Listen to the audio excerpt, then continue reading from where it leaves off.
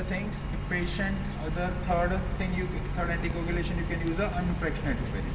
So normally we commonly use a low molecular weight heparin.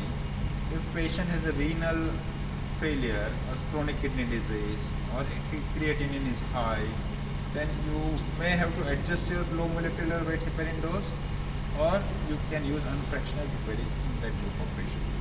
Normally, low molecular weight anticoagulation dose we use here in our setup is enoxaparin. Patient less than 450 kilo, you can use 40 milligram once daily. Patient is more than 50 kilo, you can use 60 milligram once daily for a moderately ill patient.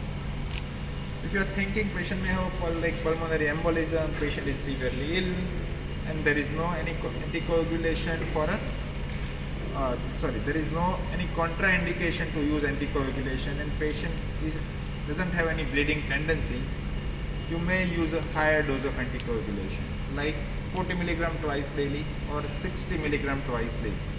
Okay, but that should be an individual. There is no strong recommendation for this either. But we see pulmonary embolism very commonly, and sometimes patient dies of embolism. So we usually use therapeutic anticoagulation in many patients. It's safe to use. Okay. So Yes. enoxaparin is safe in pregnancy. You can use enoxaparin in the pregnancy. Yes. But it's not. Patient is very near to labor, full term. You need to be careful. Otherwise, they go in labor, they can bleed badly. So usually, very near to labor, you can use unfractionated heparin that you can reverse and has a short half-life. So if platelet count is less than 1 lakh, can we use? You can use enoxaparin if platelet count is more than 50,000, but you need to be very careful and closely monitor the patient. So this is about enoxaparin.